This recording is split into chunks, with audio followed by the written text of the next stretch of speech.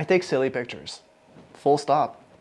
I enjoy the memories that my food photography allows me to relive, like offering up your whole lunch and next week's juices just to trade for a pack of those delicious Dunkaroos.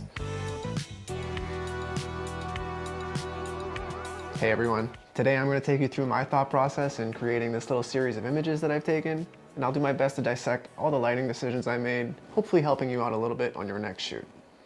Test shoots are a great way to try out new ideas, new concepts, maybe refine a cohesive look to your portfolio. No matter the reason, I think it's really important for all photographers, for hobbyists or professionals, that we continue to explore the craft that is photography.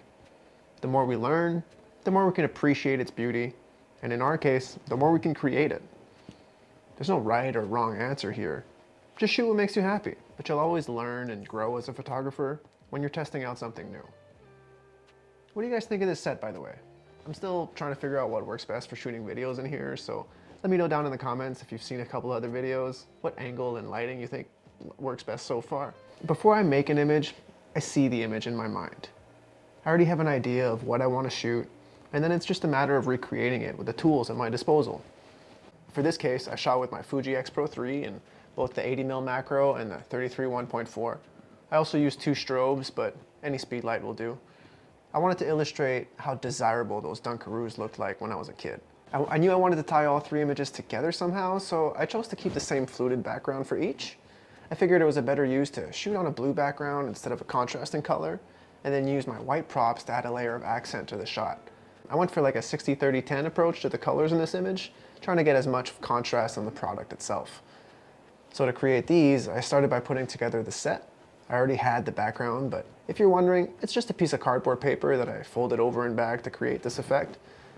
Then I dug around for the single best cookie in the box and hot glued it to this acrylic rod. I already have both of those in my top 5 non-tech accessories video, perfect for any product photographer. You should definitely go check it out after this. But these acrylic rods work great because they fit in a grip head and they can easily hold your product in place anywhere on set. I scooped all the real frosting from the packs, and originally I had every intention to mold fake frosting with spackling and some paint, kind of like I did in this old shot right here. But the frosting itself was decently firm and stayed in place longer than I thought, so I just used it. I put it all in this piping contraction I found at the dollar store, but feel free to use a Ziploc bag and cut a hole out of a corner if you ever need to pipe something. Then I made sure to get the right exposure on the shot before I started piping it on the set. Whenever I can, I prefer to style my food on set once the lighting is at least most of the way there.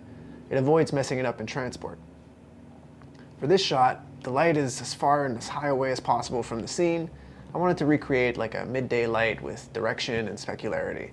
And by doing so, I was able to light the background as well, just using 1 strobe. Because I have a small studio, I was noticing a fair bit of spill back from the opposing wall onto the scene and filling in some of those shadows that I didn't want to. So I added this piece of black foam card here, and this way I was able to increase the contrast on our scene. You see here I'm piping out our frosting, but it was much more firm, but still malleable than I expected. I was able to push it around and position it the way I wanted to.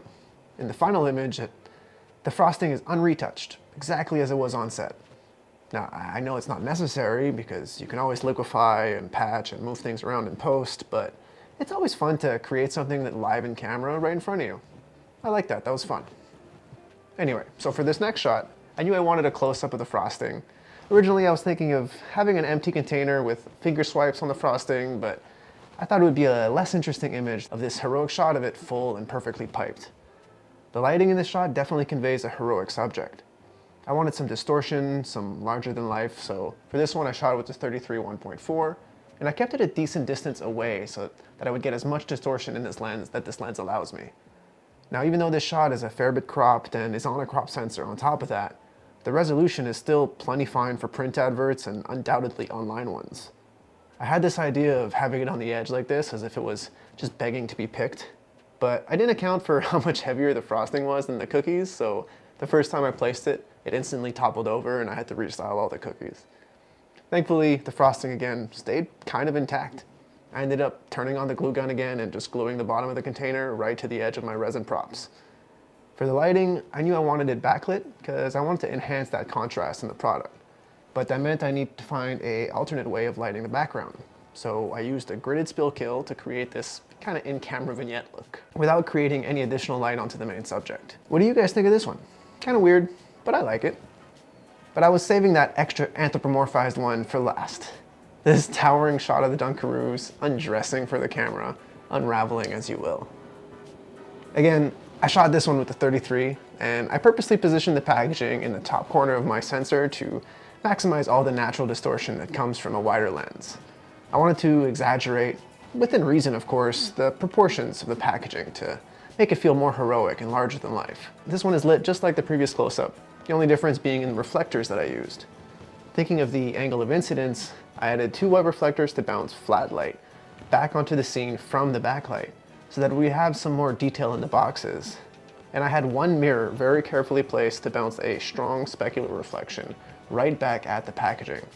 This shot is all in camera, and it's always a real feeling of accomplishment being able to understand where editing can help you, but doing the necessary prep work to achieve the result in camera anyway. This was a blast to make. I hope you enjoyed and took something away from this video. Don't forget to subscribe and check out all the videos mentioned throughout down in the description. What did you think of this series? Are you hungry? Because I'm hungry. I'll catch you in the next one. Peace.